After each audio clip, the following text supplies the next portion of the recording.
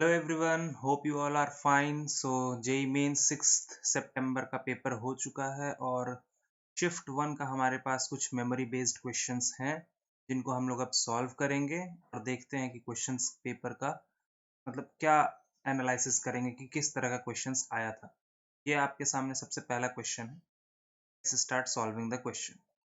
में क्या दिया हुआ कि sigma I equals to 1 to N X I minus A equals to N और sigma X I minus A का whole square equals to N है। तो हमें स्टैंडर्ड डेविएशन पता करना है। ठीक है, तो चलो देखो, हमें पता है कि स्टैंडर्ड डेविएशन का फॉर्मूला क्या होता है, रूट ओवर सिग्मा वेरिएट का square by N minus sigma variate by N का होल स्क्वायर, ये होता है। अब बेसिकली देखो यहाँ पर क्वेश्चन में क्या दिया हुआ कि हर वेरिएट को एक पर्टिकुलर कांस्टेंट टर्म से माइनस किया हुआ, तो उससे कोई फर्क नहीं पड़ता। मैं क्या करूंगा, स्टैंडर्ड डेविएशन को भी चेंज कर दूंगा। I can write it down as X I minus A का whole square by N minus sigma X I minus A आई।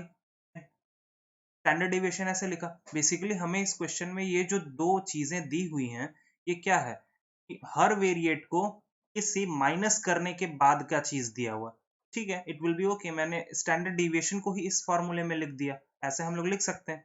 यहाँ से अगर मैं वैल्यूज को पुट करूंगा, ये देखो कितना आ जाएगा, sigma X I minus A का स्क्वायर हमें एन ए दिया हुआ है by N minus sigma X I minus इसका भी होल स्क्वायर यहाँ पर आ जाएगा। Sigma X I minus A का वैल्यू हमें एन दिया हुआ है, एन बाई एन का होल स्क्वायर, तो ये और ये कट के 1 हो जाएगा। चलो देख लो कितना आंसर आएगा, दैट इज रूट ओवर, ये एन से एन कट जाएगा, that is root over A minus 1। हमारा इस क्वेश्चन का आंसर हो जाएगा। बहुत ही आसान सा क्वेश्चन दिया था इस बार जेईई मेंस ने। हमें यहाँ पर बस थोड़ा सा दिमाग लगाना था। हमें हमें सभी कोई को ये वाला फॉर्मूला पता होता है, ठीक है। बट इस फॉर्मूला को आराम से हम लोग प्लस ए करके भी लिख सकते हैं, माइनस ए करके भी लिख सकते हैं, कुछ भी करके लिख सकते हैं, ठीक है। तो उसमें स्टैंडर्ड डेविएशन में चेंजेस नहीं आते हैं, ठीक है। Formula will remain the same अगर तुम प्लस और माइनस करोगे तो, ठीक है। तो आई होप ये क्वेश्चन बहुत ही ईजी था और आप लोगों को समझ में आ गया होगा। नेक्स्ट क्वेश्चन की तरफ बढ़ते हैं। There are three families in which two families have three members, ठीक है। थ्री फैमिलीज है, F1, F2, F3। पहले फैमिली में 3 मेंबर है, ठीक है, कंसिस्ट ऑफ 3 मेंबर। दूसरे फैमिली में भी 3 मेंबर है, तीसरे फैमिली में 4 मेंबर है। इस तरह का फैमिली का डिस्क्रिप्शन यहाँ पर दिया हुआ है, ठीक है। अब देखो, they are arranged in a line, एक लाइन में अरेंज करना, then the probability that member of same families are together। तो सबसे पहले हमें अगर प्रोबेबिलिटी निकालना होता है तो हम सबसे पहले निकाल लेते हैं total sample space. Total sample space कितना होगा, सैंपल स्पेस यहाँ पर क्या मतलब है कि सभी मेंबर्स को मैं एक लाइन में कैसे अरेंज कर सकता हूँ। तो हमारे पास टोटल कितने मेंबर्स है, 4 3 7 और 3 10 मेंबर्स हैं। 10 मेंबर्स को मैं कितने तरीकों से एक लाइन में अरेंज कर सकता हूँ विदाउट एनी रेस्ट्रिक्शन, कितने तरीकों से, तो 10 फैक्टोरियल्स में अरेंज कर सकता हूँ, ठीक है। अब यहाँ से हमारा क्वेश्चंस का स्टार्ट होता है कि जो कंडीशंस बोला है, उसने बोला है कि मेंबर्स जो होंगे फैमिली के सेम होना चाहिए। चलो मैं क्या करता हूँ कि F1 वाले फैमिली को एक पैकेट में बंद कर दूंगा, F2 वाले फैमिली को भी एक पैकेट में बंद कर दूंगा और F3 वाले फैमिली को भी एक पैकेट में बंद कर दूंगा। F1 के अंदर 3 मेंबर्स हैं, F2 के अंदर 3 मेंबर्स हैं और F3 के अंदर 4 मेंबर्स हैं, ठीक है। मैंने इन सभी को एक पैकेट्स में बंद कर दिया। जब कभी भी चीजों को एक साथ रखना होता है तो उसमें क्या हम लोग लगाते हैं कॉन्सेप्ट कि उनको सभी को एक पैकेट में बंद कर देंगे, ठीक है। यहां से फेवरेबल इवेंट क्या आ जाएगा, फेवरेबल इवेंट्स कितने बनेंगे देखते हैं। तो चलो सबसे पहले तो ये 3 पैकेट्स का अरेंजमेंट, तो 3 पैकेट्स का अरेंजमेंट 3 फैक्टोरियल से। अब F1 वाले पैकेट के अंदर में भी तो लोग अरेंज हो सकते हैं ना, वो भी कितने तरीके से, 3 तरीके से। F2 वाले पैकेट के अंदर भी तो अरेंज हो सकते हैं 3 फैक्टोरियल से। F3 वाले पैकेट के अंदर 4 फैक्टोरियल से। ये हमारा फेवरेबल इवेंट्स हो गया। प्रोबेबिलिटी क्या होगा, so required probability is equals to 3 factorial into 3 factorial into 3 factorial into 4 factorial 10 factorial। इसे सॉल्व करेंगे तो देखो ये हो जाएगा 6 into 6 into 6 into let it be 4 factorial, इसको 4 फैक्टोरियल ही रहने दो। 10 9 8 7 6 5 और 4 फैक्टोरियल, ये यहाँ से कट गया।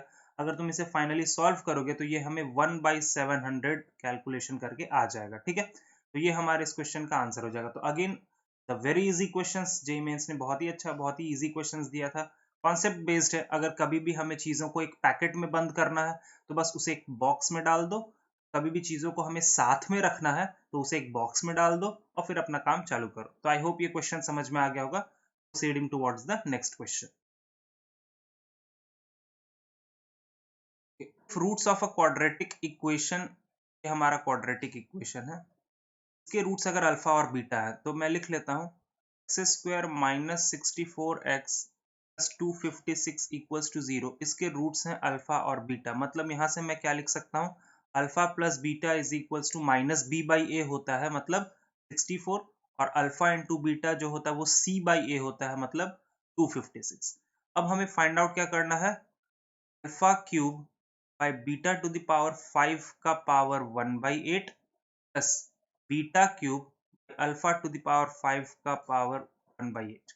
चलो तो इसे हम लोग सॉल्व करना स्टार्ट करते हैं। ठीक है, देखो मैं क्या करूंगा, ये जो बाहर वाला पावर उसे अंदर ले लूंगा, मतलब अल्फा का पावर 3/8, बीटा का पावर 5/8, यहाँ से हो जाएगा बीटा का पावर 3/8, यहाँ से हो जाएगा अल्फा का power 5/8।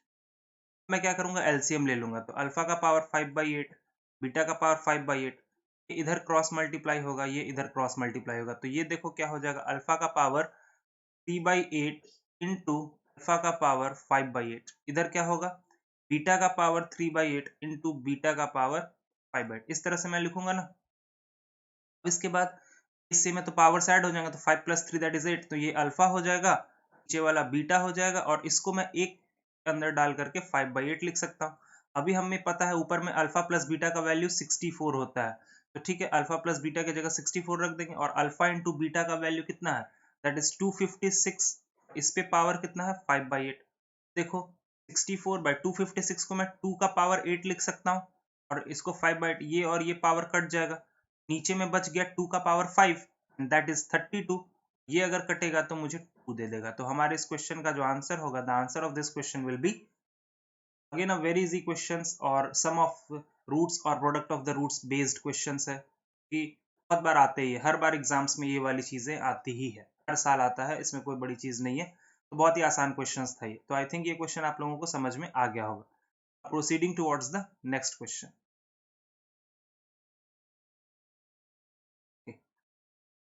Limit x tends to 1, integration of 0 से x माइनस 1 का whole square t cos t dt। हमें इस पूरे फंक्शन का लिमिट निकालना है। ठीक है, नीचे में भी है x minus 1 sine of x minus 1। तो अगर मैं x का वैल्यू 1 रखूंगा तो देखो ऊपर वाला भी 0 हो रहा है और नीचे वाला भी 0 हो रहा है, तो 0/0। तो हम यहाँ पर एल हॉपिटल रूल लगाएंगे। एल हॉपिटल रूल लगाते हैं, तो ऊपर का डिफरेंशिएशन और नीचे का डिफरेंशिएशन, देखो लिमिट x टेंड्स टू 1, ऊपर का डिफरेंशिएशन करने के लिए मैं किस मेथड का इस्तेमाल करूंगा, लिबनिज फॉर्मूला या लिबनिज थ्योरम या लिबनिज मेथड। ठीक है, तो लिबनिज मेथड क्या कहता है, जो भी फंक्शन है उसमें पहले ऊपर वाली चीज अपर लिमिट रख दो। अगर हम अपर लिमिट रखेंगे t के जगह पर, अगर मैं अपर लिमिट रखूं तो ये मुझे क्या देगा, x माइनस 1 का square cos of x minus 1 का square into limit, upper limit रखने के बाद अपर लिमिट का डिफरेंशिएशन, वो कितना आ जाएगा, 2 times of x minus minus lower limit रखो, तो लोअर लिमिट अगर रखोगे तो 0 हो जाएगा, और लोअर लिमिट का डिफरेंशिएशन वो भी 0 हो जाएगा, डिवाइडेड बाय, ये तो ऊपर का डिफरेंशिएशन हमने कर दिया। एल हॉपिटल रूल के, एल हॉपिटल का मतलब है कि ऊपर का अलग डिफरेंशिएशन, नीचे का अलग डिफरेंशिएशन। ऊपर का डिफरेंशिएशन मैंने लिबनिज मेथड के हेल्प से किया,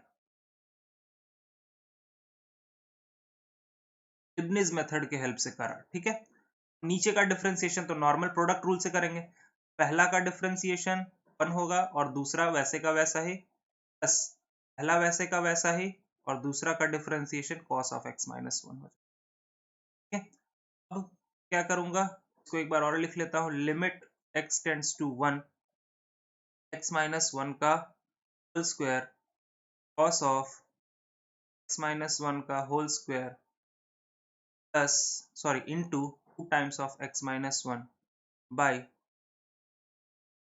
sin of x minus 1 plus x minus 1 cos of x minus 1। ये आ गया हमारा। देखो इसके बाद क्या करेंगे, इसका वैल्यू 1 डाल के देखते हैं। इसका वैल्यू अगर मैं 1 डालूंगा तो देखो नीचे वाला चीज मेरा क्या बन जाएगा, 0। ऊपर वाली चीज भी अभी 0 है, अभी तक कोई भी दिक्कत नहीं, नीचे वाली चीज 0 है, ऊपर वाली चीज भी 0 है। तो अब देखो मैं क्या करूंगा कि लिमिट x टेंड्स टू 1, इसमें देखो यहाँ पर ये x माइनस 1 से मैं इसे डिवाइड कर दूंगा और x माइनस 1 से यहाँ पे मल्टीप्लाई कर दूंगा कि ये मेरा वो साइन थीटा बाई थीटा वाला फॉर्मेट बन जाएगा। तो ये ऊपर में क्या हो गया, x माइनस 1 का square cos of x minus 1 का स्क्वायर इंटू 2x माइनस 1, और नीचे में x माइनस 1 को कॉमन ले लेंगे तो यहाँ पर बच जाएगा 1 plus x minus 1 cos of x minus 1। Sorry, x minus 1 को अगर हमने कॉमन लिया तो फिर यहाँ वाला ये वाला x माइनस 1 हट जाएगा। ठीक है, चल अब देखो ये x माइनस 1 इधर वाले x माइनस 1 को काट देगा। अब मैं x का वैल्यू रखता हूँ 1। अगर मैं x का वैल्यू 1 रखूंगा तो डिनोमिनेटर मेरा कितना आ जाएगा, 2 आ जाएगा, लेकिन न्यूमरेटर अभी भी क्या रहेगा, 0। तो ये मेरा इनडिटर्मिनेट फॉर्म नहीं है, इसीलिए मेरा इस क्वेश्चन का आंसर क्या हो जाएगा, 0/2 दैट इज 0। सो बेसिकली इस क्वेश्चन में हमें एल हॉपिटल रूल लगाना था, और एल हॉपिटल रूल लगाने के बाद हमें ऊपर का डिफरेंशिएशन को लिबनिज मेथड से करना था, और उसके बाद बस आराम से सॉल्यूशन हो जाता है। क्या तो मोस्ट ऑफ द क्वेश्चंस जो लिमिट्स के होते हैं जेईई मेंस में वो एल हॉपिटल रूल से बन जाते हैं, बहुत ही आसान होता है। तो आई होप आपको ये सभी क्वेश्चन समझ में आ गए होंगे। ठीक है, अगले शिफ्ट का क्वेश्चंस अपलोड हो जाएगा थोड़ी देर में। ठीक है, so be prepare hard and all the best for the next shift of examinations. Okay, so stay home, stay happy and stay safe. Thank you and have a nice day.